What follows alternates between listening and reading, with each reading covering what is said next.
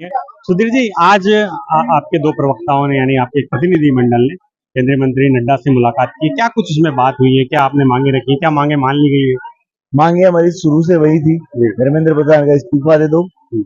जो विक्टिम्स हैं यानी कि जिनकी बच्चों की जान चली गई इस व्यवस्था के कारण, जी।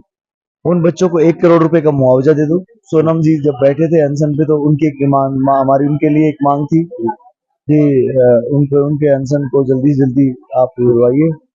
और एक हमने नई डिमांड देखी कि हमने एक एजुकेशन चार्टर बनाया है, जी। उस एजुकेशन चार्टर को इम्प्लीमेंट करें। जी। तो उन्होंने एक जो बच्चों के यहाँ पे केसेस लगे हैं इस जी। मूवमेंट के दौरान, उनको विड्रॉल करो और इंश्योर करो कि भविष्य में भी उनकी कोई तहकीकात ना करी जाए और कोई केस ना लगे। क्या कहा फिर उन्होंने? क्या कहना है इन मांगों पर? उन्होंने कहा इन प्रिंसिपल यानी कि अभी के लिए हम आपकी मांगों को स्वीकार करते हैं, लेकिन हमें 24 घंटे का वक्त चाहिए धर्मेंद्र प्रधान जी के इस्तीफे के लिए। जी। क्या लग रहा है? कल जैसे दोपहर तक का टाइम मांगा गया है, क्या लग रहा है अगर नहीं होता है तो फिर आगे आपका क्या रणनीति रहेगी? हमारे पास कोई रणनीति नहीं है ही नहीं ना, हम तो आंदोलन पे बैठे हैं और पहले दिन से यही मांग कर रहे हैं। जैसे मान लीजिए आपकी दो मांगे मान ली जाती है, मुआवजे की भी मान ली जाती है और दूसरा जो केसेस हटाने की बात है वो भी मान ली जाती है और धर्मेंद्र प्रधान वाली मांग नहीं मानी जाती, तब फिर आगे क्या? ये तो सेकेंडरी है ना सारी, प्राइमरी जो मांग है तो वही है। हमारी, प्राइमरी तो वही है जी। कि धर्मेंद्र प्रधान का इस्तीफा हमें चाहिए जी। और उसी मांग को लेके हम धरने पे बैठे थे। जी। और वो नाजायज नहीं है कि किसी व्यक्ति की अकाउंटेबिलिटी फिक्स होना बहुत जरूरी है। जो इन बच्चों की जान गई है नीट पेपर लीक के कारण या किसी भी पेपर लीक के कारण अगर कोई जान जाती है बच्चों की, तो उसके लिए जिम्मेवार वो व्यवस्था है और उस व्यवस्था का जो सिरमौर है, जो उसके उसके ढांचे के बिल्कुल ऊपर बैठे हैं मंत्री जी, शिक्षा मंत्री जी, उनको अपनी अकाउंटेबिलिटी लेनी चाहिए उस चीज को लेके। और अकाउंटेबिलिटी के तौर पर इस्तीफा हमने मांगा है तो बहुत बुरी बात नहीं है। मोरली भी वो लोगों ने इस्तीफे दिए हैं, पता नहीं इनके इस्तीफे के लिए सरकार क्यों इतनी अड़ी हुई है। मैं तो कहता हूँ इस्तीफा दे देने। इतने दिन हो गए, 30 से ज्यादा आंदोलन हो गया है, संसद मार्च भी पूरी दुनिया ने देखा, प्रदेश ने देखा, ये फिर भी सरकार मान नहीं रही है। ऐसी क्या वजह आप मान रहे हैं? क्या वजह सरकार हठधर्मिता कर रही है? क्या कारण मान रहे हैं? एक्चुअली पिछले 12 साल में सरकार ने इस तरह का कोई स्टेप लिया ही नहीं है। ये बात लोगों ने खूब बोला सरकार के खिलाफ, सारी चीजें बोली, लेकिन सरकार ने अपना स्टैंड रखा कि हम इस्तीफा नहीं देते हैं सरकार में। तो हमारा भी कोई हट नहीं था उसमें, हमारा था हम रिस्पॉन्सिबिलिटी फिक्स करो सर अपनी। और अगर कोई नाजायज आदमी है, तो आदमी कोई ऐसा आदमी है जिसको अपने डिपार्टमेंट को जो संभाल नहीं पा रहा है, तो उसका इस्तीफा होना चाहिए। लोकतंत्र की निशानी है ये। कल रात को प्रधानमंत्री लाइव आए, उन्होंने अपनी बात की वीडियो बनाया और बिल्कुल सेल्फी मोड में मोबाइल से बनाया। उसके बाद सोनम वांगचुक जी का अनशन भी केंद्रीय मंत्री ने जाकर तोड़वाया। आप इसको पूरा घटना को किस तरह से देख रहे हैं? देखो ये क्या तो आंदोलन पहले सफल हो रहा है? हाँ, ये जो आस थी ना आंदोलन की, ये विदेशों तक पहुंची है, देश में पहुंची है और घर घर में पहुंच गई है। जी। छोटा छोटा बच्चा गांव से ये बात करने लग गया है, अलग अलग राज्यों में भी शुरू हो गए। छोटे छोटे बच्चा गांव से बात कर रहा हूँ मैं, ये बात करने लगा है कि हमें हमें हमारे हक चाहिए। जी। और उसको देखते हुए प्रधानमंत्री जी और समस्त जो भारतीय जनता पार्टी की टीम है, उसने भी देखा ही होगा कि ये ज्यादा बड़ा हो गया है। तो इसलिए उन्होंने आनंद फानंद में जैसे भी करके ये डिसीजन लेना पड़ा। मोदी जी आए, जनजी मोड में वीडियो बनाया हेलो फ्रेंड्स के साथ। मित्रों ने ही बोला इस बार। हाँ, जी। तो मैं तो पॉजिटिव लेता हूँ इस चीज को कि अगर आपने देरी कर दी, एक्चुअली देरी कर दी, लेकिन देर आए ड्राफ्ट दुरुस्त की भी आए। बात हो रही है, एक ड्राफ्ट लेकर आने वाले हैं पेपर लीक रोकने के लिए। क्या उस पे बारे में आपसे लोगों से बात हुई है? ड्राफ्ट दिखाया गया? हाँ, उनको बोला गया कि आप ड्राफ्ट चेक करिए, हम लेके आ रहे हैं। मैंने कहा ड्राफ्ट और फास्ट ट्रैक कानून ही आते रहे हैं, लेकिन देश में प्रॉब्लम एग्जीक्यूशन की है।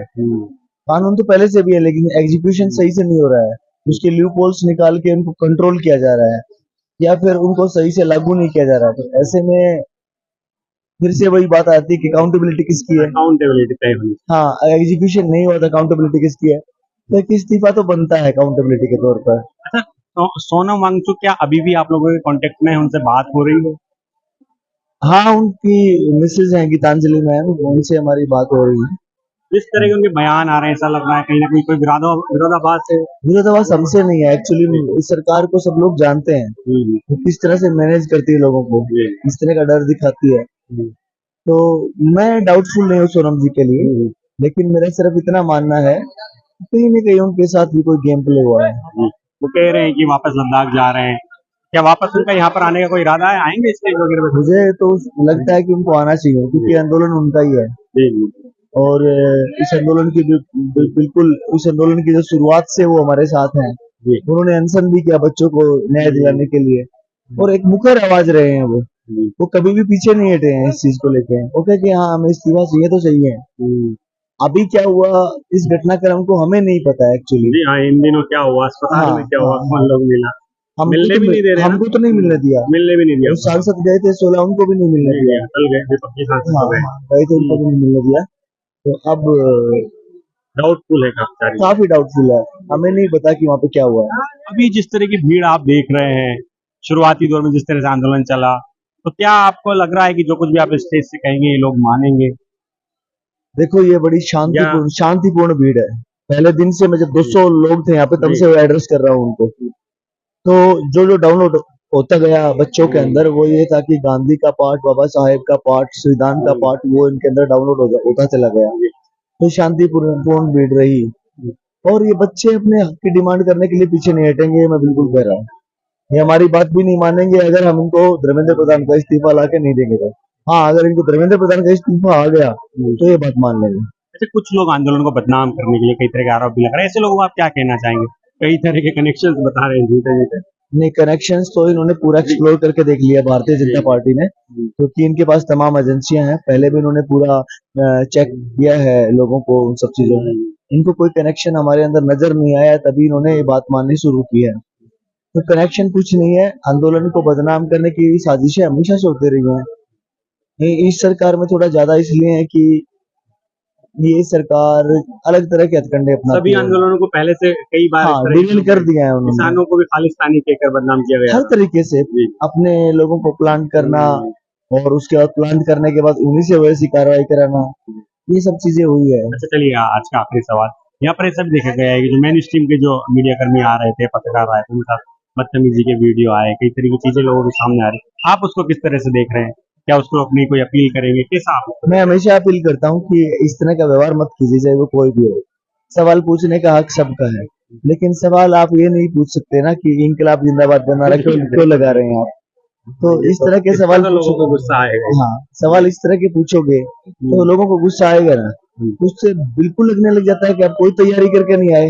आप ये सवाल पूछ रहे हो, आप नीट पेपर लीक के बारे में पूछिए, बच्चों के आंदोलन के बारे में पूछिए, बच्चों की डिमांड के बारे में पूछिए, कैसे रहते हैं, क्या खाते हैं पूछिए, जी इनको क्या चाहिए, जी या इस्तीफा क्यों ले रहे हैं, ये सब सवाल पूछिए। आप सवाल पूछ रहे हो इंकलाब जिंदाबाद के नारे क्यों लगाए जा रहे हैं। ये तो हाँ, चलिए, आप कोई संदेश देना चाहेंगे आखिर में, जो लोग हमारे देख रहे हैं, जो आपको सुन रहे हैं? दोस्तों, नौजवान साथियों, और तमाम संगठन के, तमाम पॉलिटिकल नॉन पॉलिटिकल पार्टीज के जितने भी मेंबर्स हैं, सभी को मैं ये कहना चाहता हूँ कि आपकी जीत सुनिश्चित हो गई है। आप लोगों ने सहयोग किया, छात्रों ने आगे बढ़कर इसमें हिस्सा लिया, और तमाम देश में ये जो उठी ज्वाला है, इसने एक हासिल दिया इस आंदोलन में हमें, कि बच्चों ने डरना छोड़ दिया है, आंख में आंख डाल करके बात कर रहे हैं। जो उनको चाहिए वो लेके रहेंगे, छोड़ेंगे नहीं। आप जितने भी पॉलिटिकल पार्टीज जहां भी बैठी हैं, जो हमारे सेवक है, उनसे मैं ये बता देना चाहता हूँ आप लोगों को इस प्लेटफॉर्म के माध्यम से, कि आप बच्चों को सीरियस लेना शुरू कीजिए, उनके हक देना शुरू कीजिए। अब वो डरना छोड़ गए, आपसे सवाल पूछेंगे, और इतनी मुखरता से पूछेंगे कि आप डर जाओगे उनसे। तो आपके लिए ये संदेश है, छात्रों के लिए संदेश है, आपकी जीत तय है। शांतिपूर्ण आंदोलन बनाए रखें, जहां भी बैठे हो शांति व्यवस्था बनाए रखें। आपने इस आंदोलन में दिखाया कि भारत का युवा, जिसको आप बोल रहे हो किसी काम का नहीं है, जी वो बहुत तगड़ा है। इस्तीफा लेके ही मानेगा। वो इस्तीफा लेके मानेगा, वो शांति प्रिय है। जी आंदोलन करने वाला युवा मैंने पहली बार देखा इस आंदोलन में। जय हिंद।